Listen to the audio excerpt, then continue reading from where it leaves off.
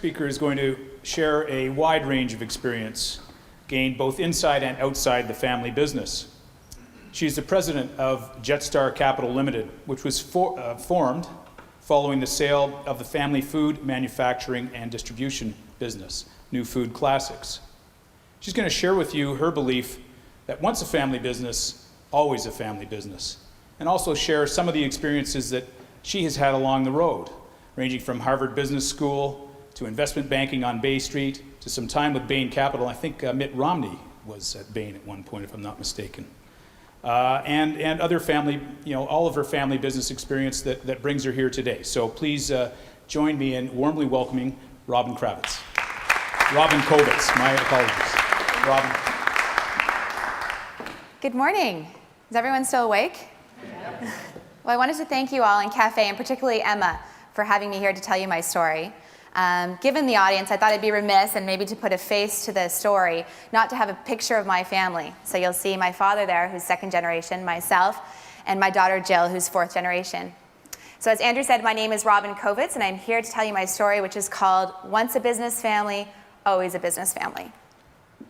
My family business was called Centennial Foods, and it was called that because it was started in 1967, which was Canada's centennial year. Do we have any vegetarians here in the audience? Okay, good. We were a protein manufacturer, so food manufacturing and distributor. My grandfather, in partnership with another family, purchased the business in the early 1970s, and it was just a few million in sales at the time.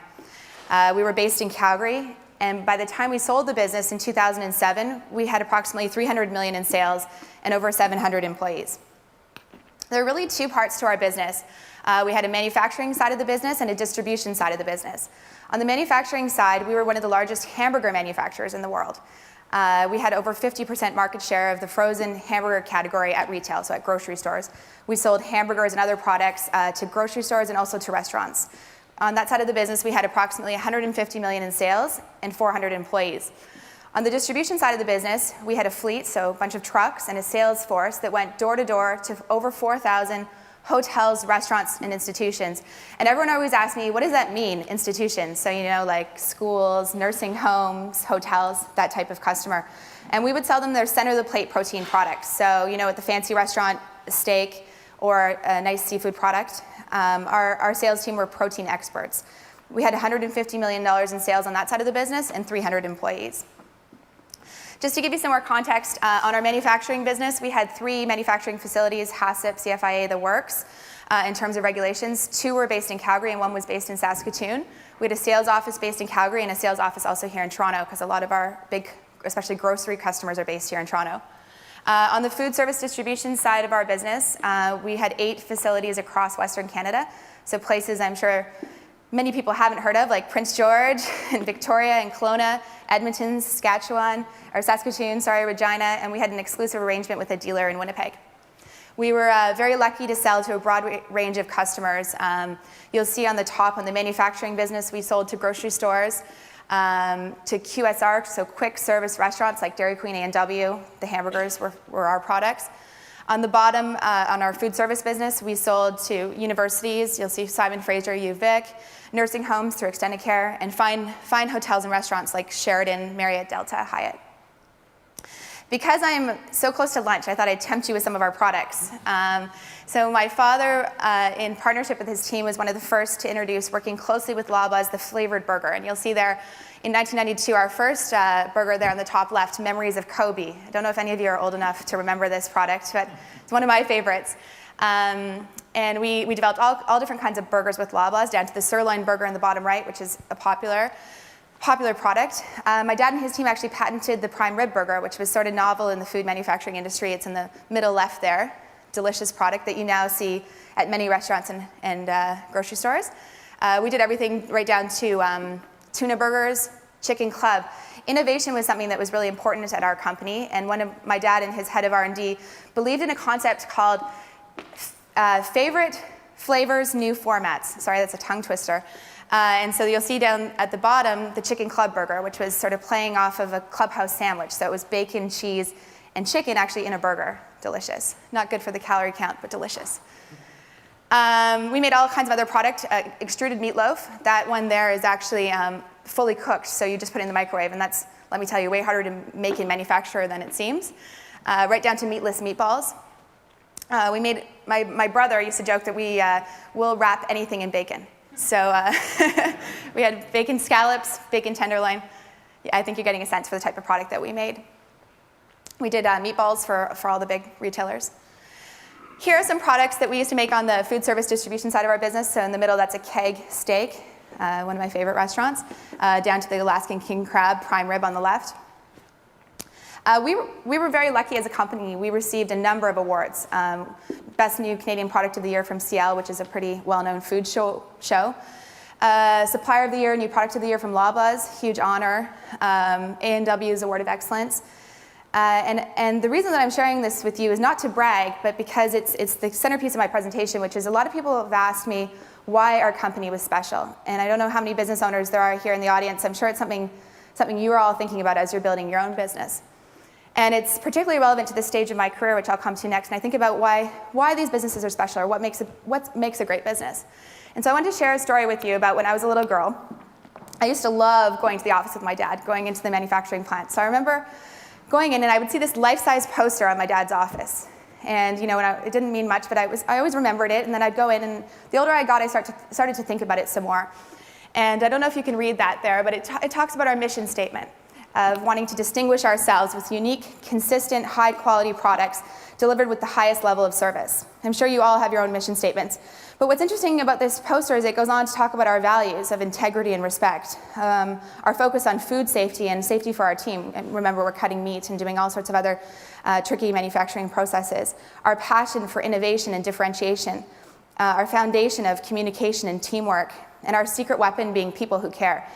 And so some of you may be thinking this is kind of corny, but this was really an ethos at our company. It was something that was built into the culture, and I think that was what made Centennial such a special business. Another anecdote I remember being about probably 8 years old, walking through the plant with my dad, and there was like a little puddle, I think water or something on the ground, and we sort of watched as people sort of walked by and slipped, and then another person walked by and slipped, and by the time we walked up to it, I looked back, my dad had already found a broom and cleaned it. He's the president of a big company, and he just saw a problem and he fixed it. And as a young girl, I remember thinking that it was a really important lesson and something that I've taken with me, that no matter what ivory tower you're sitting in, you're never too big to fix little problems, and that's a culture you need to set in your company, that everyone's responsibility is to not walk by and slip on the water or think someone else is going to clean it up. Whatever metaphor that water is, it's each of our responsibilities to take action. Another little trick that I learned from my dad that I wanted to share with you all today as you're building your businesses, something I think that enabled him really to grow Centennial from a few million in sales to over 300 million in 30 years, is his approach to innovation, his approach to building relationships. So there's something I think when you're starting out in manufacturing, we all kind of start out as a vendor. You're just supplying your customer whatever they need, and the value that you're adding is very low. And then hopefully, maybe your customer has some sort of problem, and you have an opportunity to solve that problem for them.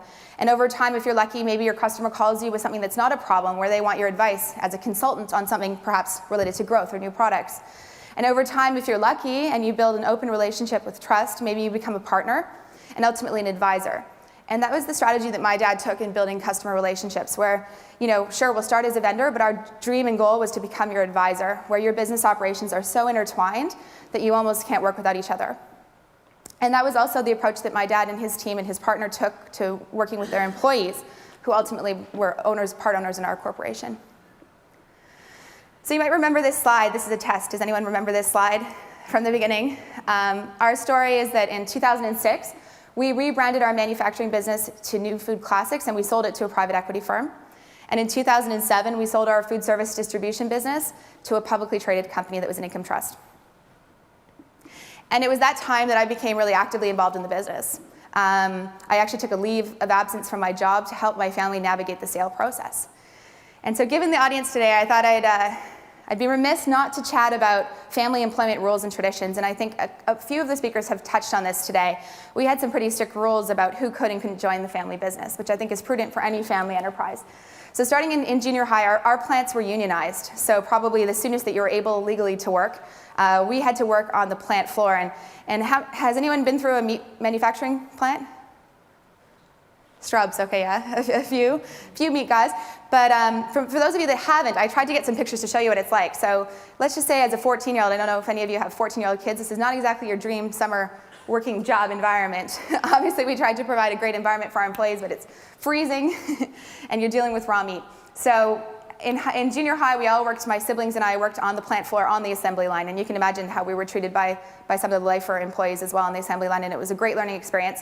But moreover, the carrot for us was that if you got an honor roll, you could move into the office the following summer. So needless to say, we were all on honor roll, and there's nothing more motivating for your children. So we moved into the office, and we got to learn about accounts receivable, accounts payable, accounting, did a rotation, sales and marketing, operations, R&D, new product development, dealing with customers. The rule was then that we had to go out of town to go to university. So when I graduated, I loved the family business, and when I graduated from high school, I wanted to join.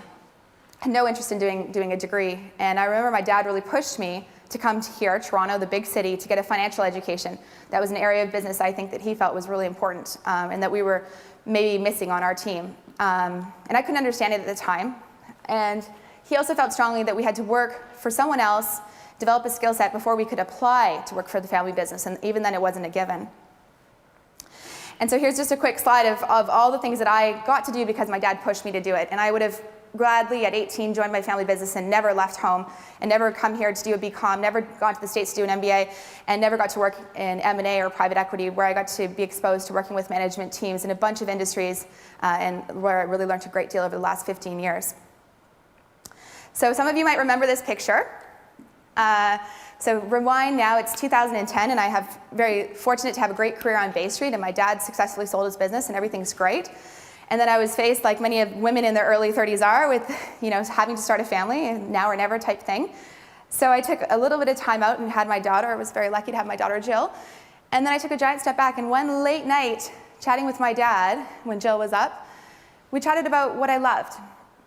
And it was then that I realized that what I loved and what I wanted to do was what my dad had done. I want to build a company. What my favorite days were, I worked in private equity, were on the ground with business owners, dealing with employees and customers and issues, and building a business. That was my dream, and it basically took me 15 years to realize it, that I wanted to emulate what my dad had done.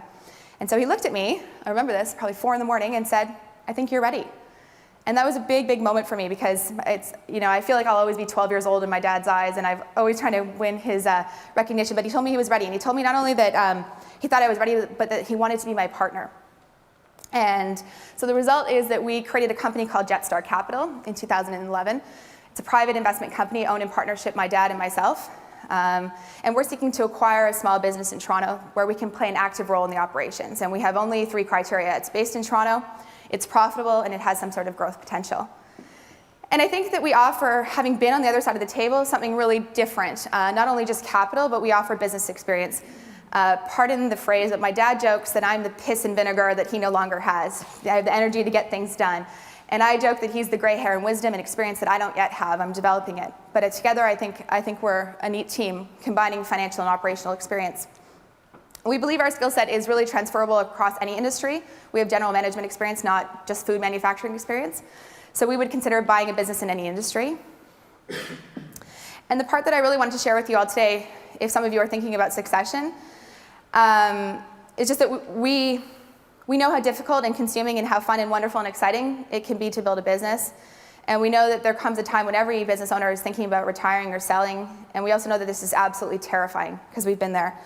And I think as a team, my dad and I really worked on our business strategy, and we created our criteria based on our experience. So we're looking to buy only a single company. Many professional business buyers have portfolios of companies. We would like to give our full time and attention to the single company that we buy.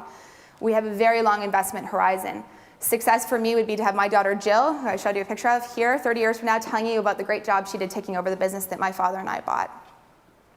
Many buyers like to buy businesses and sell them within 5 to 7 years. Having built a business, we just don't think that's long enough. We want to run the business ourselves. We believe you need to be there every day to make a business run right. And we have old-fashioned family business values. We truly believe in honesty, integrity, respect for everybody from the top to the bottom of the company. Our word and our reputation are our greatest assets, and we can really facilitate either situation. A business owner that wants to say, "Goodbye, I'm out of here, and you guys take over," not our favorite situation, to a business owner that wants to partner with us and only be involved in the things that they still enjoy about the business. So that's a little bit about my story. I wanted to thank you very much for having me today, and I'll open it up to any questions. Thank you, Robert.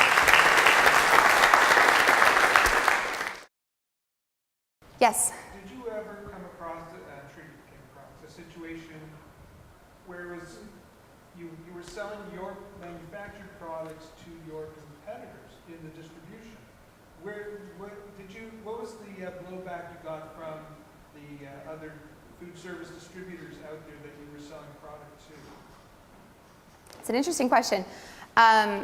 So originally, when we bought the business, I don't know if people heard this question, it's sort of a universal one in business. Were you competing with your customers is ultimately, I think, what you're asking, because we were both manufacturers and distributors. So the business, originally when we bought it, we would make product and then we would distribute it to our customers, and that's why it originated that way. But ultimately, over time, when you have customers big customers like Loblaws, obviously they use rail and other means of pickup and delivery. So they really just grew into separate companies. There wasn't much overlap or competition, but where we did find it to be an issue was when we tried to sell the business. We found that certain buyers didn't want to buy the distribution piece because they didn't want to compete with their customers. And so that was ultimately why we split it. As we ran and grew the business, we didn't think of them as two separate entities. It wasn't until we tried to sell that became an issue. Any other questions?